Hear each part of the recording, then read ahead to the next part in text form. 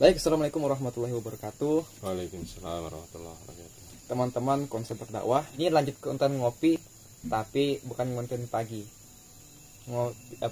Ngonten pertengahan malam. Gak malam. Jam berapa ya, Ustaz? Oh, baru jam 11-an ya, Pak. baru jam 11. Perkara dakwah tidak mengenal waktu. Kuat semalam. Insyaallah. Oke, kita lanjut sesi kedua ya dari yang kemarin. Terakhir itu ada satu pertanyaan yang belum kita jawab, Ustaz ya.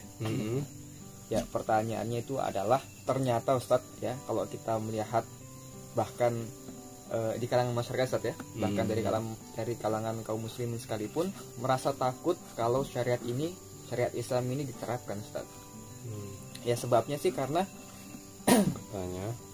Iya, ya kan katanya. Padahal sih masih katanya, Ustaz ya. Kalau syariat Islam diterapkan ini bisa menciptakan sebuah kekacauan di negeri ini, Ustaz. Kenapa? Mereka melihat keadaan Indonesia ini kan berbagai macam suku bangsa dari Sabang sampai Merauke ini, kalau dihitung katanya wah luar biasa ya kan. Dan mereka punya budayanya masing-masing. Sedangkan ini kalau syariat Islam diterapkan, ya ini bisa bahaya nanti. Karena nggak sinkron di Indonesia, nggak cocok saat bahasanya sekarang saat, maka tidak bisa saat, ya kan? Nah, kalau kita mendengar misalkan ada orang non muslim yang mendengarkan syariat Islam diterapkan, ini kan oke lah, karena mereka mungkin belum punya pemahaman tentang Islam itu sendiri, maka oke lah, wajar lah. Tapi anehnya bahkan dari kalangan kaum orang-orang muslim saat ini yang aneh, Ustaz. Mereka pun merasa takut. Nah ini sebetulnya, Ustaz, kalau kita menanggapinya seperti apa, Ustaz? Ya, bismillahirrahmanirrahim ya. Yang pertama ngopi dulu. Ngopi dulu. Oke. Jangan terlalu tegang ya.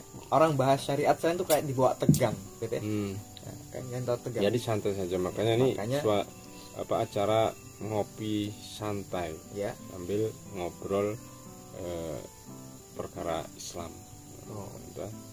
Kalau antum baru ngaji, ngopi itu ngobrol perkara iman. Tapi kan ini syariat ngobrol perkara Islam. Ya. Jadi pernyataan itu seperti itu sebenarnya kalau saya lihat hanya asumsi, narasi ya, framing buruk terhadap Islam, atau mungkin mereka berhalusinasi. Iya, udah belajar. Faktanya kan belum diterapkan gitu loh. Toh? Iya. Karena memang faktanya bagaimana kita bisa mengatakan bahwa ketika Islam diterapkan akan terjadi seperti ini, kekacauan dan seterusnya, padahal faktanya belum diterapkan. Bagaimana coba? Toh? Bagaimana kita belum merasakan kopi, bilang katanya kopi itu bikin sakit perut, bikin pusing dan seterusnya. Fitnah antum tuh. Nah, toh, padahal belum merasakan. Coba rasakan dulu. Bismillahirrahmanirrahim. Masya Allah, mantapnya begini kopi, dibilang katanya bikin sakit perut dan seterusnya. Ya kan? Intinya kan memang belum ada faktanya di Indonesia. Ketika di Indonesia diterapkan, itu akan terjadi seperti itu. Antum tahu ini rasanya bolu kayak apa? Enak. Jadi itu, Ustaz ya. Sebenarnya kalau kita mau jujur lihat adanya kerusakan hari ini ya, ketidakadilan dan seterusnya, luar biasa kompleks. Saya sudah masalah yang ada di Indonesia hari ini itu saya kira sudah luar biasa sebenarnya. Ya. Itu apakah gara-gara diterapkan syariat Islam? Tidak. Ya. Faktanya justru karena tidak diterapkan Islam. Faktanya hari ini diterapkannya sistem selain Islam, yaitu sistem demokrasi. Kan begitu. Ya. Cobalah kita berpikir jernih sedikit gitu loh. Ya? Fakta hari ini, kerusakan yang ada pada hari ini itu kan memang karena sistem yang diterapkan ini bukan sistem Islam. Kalau mau cobalah dulu sebagaimana kopi tadi, coba dulu.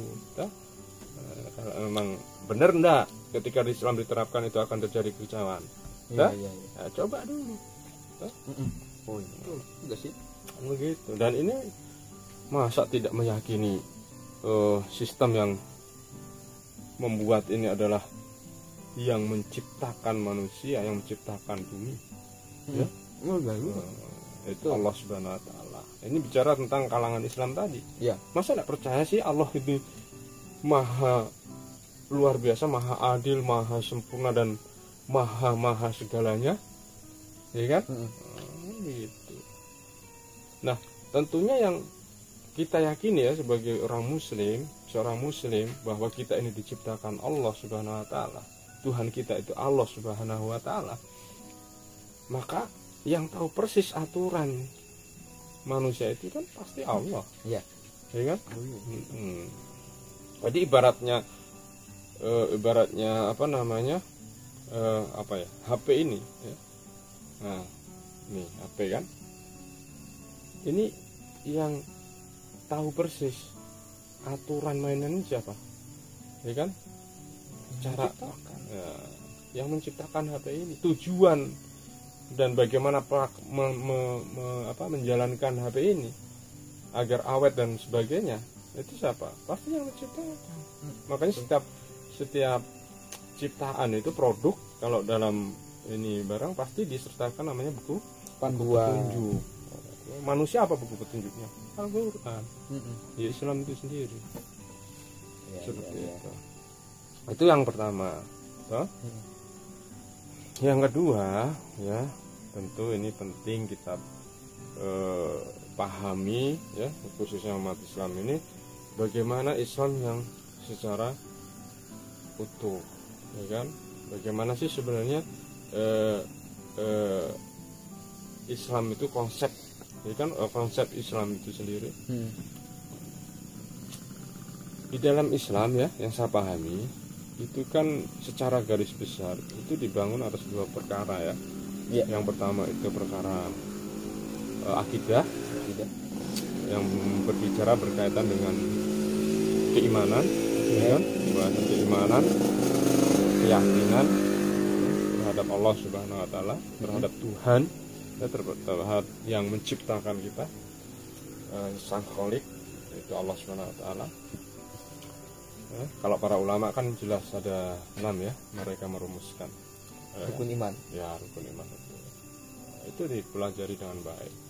Ketika kita sudah meyakini, ya kan, bahwa Allah lah Tuhan kita, maka perkara yang selanjutnya, ya kan, bahwa Al-Quran itu juga adalah bagian kitab Allah, Muhammad SAW sebagai Rasul Allah, meyakini itu semua. Dan selanjutnya ya, malaikat dan seterusnya itu. Maka yang kedua, perkara yang kedua adalah bicara tentang syariat. Apa itu syariat? Ya aturan-aturan yang mengatur di dalam Islam itu sendiri. Nah, konsep aturan di dalam Islam inilah yang mungkin belum ya, sebagian kaum muslim belum memahami konsep yang secara utuh. Ya, ada mungkin yang sebagian hanya membahas terkait dengan ibadah ritual saja. Iya, kan begitu. Karena memang ternyata tujuan Allah menciptakan kita, ya, ketika kita memahami bahwa Allah yang menciptakan kita, lalu apa tujuan Allah menciptakan manusia itu? Yang tahu persis siapa tujuan Allah menciptakan? Ya, Allah sendiri. Makanya ini jawaban ini ketika ada pertanyaan apa tujuan Allah menciptakan manusia, atau kata lain apa tujuan manusia hidup di dunia, ya kan? Maka tidak boleh dijawab diserahkan kepada manusia. Kalau ini diserahkan kepada manusia, maka jawabannya akan relatif. Ya. Berarti tidak ada kebenaran pasti. Ya kan? Ya, betul juga. Orang kaya, orang miskin misalkan ketika ditanya apa tujuan hidupmu, saya ingin kaya, Ustaz. Masih muda, mau segera menikah, apa tujuan hidup? Saya mau menikah. Ya, seperti Mas Sleman, ya. Tujuan yang belum iklan. Silakan. Seret pembahasannya. Jadi begitu pun seterusnya. Jadi harus dikembalikan kepada yang menciptakan, yaitu Allah Subhanahu wa taala. Apa tujuan Allah menciptakan manusia?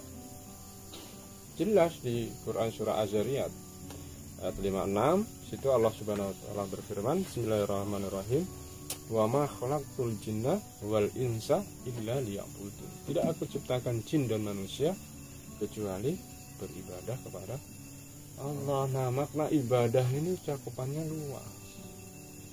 Ya, Gitu loh. Ya, ini bicara tentang syariat. Ibadah itu bicara tentang syariat. Ini yang paling penting harus dipahami sebenarnya oleh seluruh kaum muslim. Ya. Nah, tentu apa kategori, apa kategorinya sesuatu itu, perbuatan kita ya, perbuatan kita itu bisa dikategorikan ibadah, ya. Bisa masuk kategori ibadah. Nah, paling tidak ada dua kategori. Yang pertama, niatnya lillahi ta'ala, karena Allah, semata-mata karena Allah. Yang kedua, caranya benar. Makanya ibadah ini jangan dimaknai sempit, hanya sebatas ibadah ritual saja, tidak. Karena memang, coba, berarti aktivitas kita hari-hari ini itu tuh harus bernilai ibadah, bahasanya begitu kan. Kalau hanya dimaknai sempit, ibadah itu hanya sebatas ibadah ritual saja, maka kapan kita mencari nafkah? Kapan kita bekerja? Ya kan? Kalau misalkan ibadah itu dimaknai hanya sholat, puasa, berarti orang itu harus di masjid saja, sholat, puasa, ibadah saja terus. Karena faktanya ayat tadi itu mengatakan kita itu hanya diciptakan oleh Allah itu hanya untuk beribadah. Kan? Yang kita pahami sekarang ini adalah apa? Banyak banyak kaum muslim yang memahami ibadah itu hanya sekedar sholat, zakat, puasa, haji, ya kan? Gitu saja. Jadi lebih apa? Cangkupannya lebih dari itu saja. Iya, ibadah, makna ibadah itu luas. Makanya sekali. Tadi itu paling minimal ada dua kategori bisa bernilai ibadah. Ya. Kan? Pertama, niatnya lillahi ta'ala, itu dilandaskan atas hadis Rasul mengatakan innama a'malu binniyat, bahwa sesungguhnya segala sesuatu itu innama a'malu, jadi setiap perbuatan itu tergantung niat. Tapi tidak cukup hanya itu, tidak hanya sebatas niatnya saja. Yang kedua adalah caranya. Nah, bicara cara ini berarti bicara tentang aturan. Syariat Islam harus sesuai dengan syariat Islam. Contoh, bukan yang penting niatnya, tapi niat itu penting. Nah, itu. Misalkan ya, ketika ada orang yang sholat maghrib, niatnya udah benar nih, betul-betul karena Allah. Tetapi sholat maghrib kok dengan sengaja nih ya, sholat maghrib kok 4 rakaat. Lantaran mungkin, ya Allah, saya ikhlas bener ya Allah, biar misalnya tambah 1 rakaat. Kan enggak benar. Pasti orang mengatakan itu salah. Siapa yang berani mengatakan itu benar? Karena aturannya syariat Islam mengatur bahwa sholat maghrib itu 3 rakaat. Dimanapun itu, bahkan seluruh dunia umat Islam sholat maghrib 3 rakaat. Saat kamu sedekahku dari warung tetangga. Warung tetangga tidak apa-apa ya kalau antum beli. Cara juga Ustaz ya. Iya kan begitu. Begitupun sebaliknya, sebaliknya. Ini contoh. Sebaliknya misalkan udah sholatnya benar, misalkan sholat maghrib 3 rakaat, diawali dengan takbir, diawali dengan takbir, diakhiri dengan salam. Dan bacaan juga udah benar sesuai syariat, tapi niatnya bukan karena Allah. Kan? Itu juga. Jadi Allah sudah memberikan kategori itu Bang Lemanto. Jadi niatnya lillah, caranya benar. Bicara cara ini bicara syariat Islam sebenarnya. Maka aturan-aturan dalam Islam itu sangat lengkap dan rinci.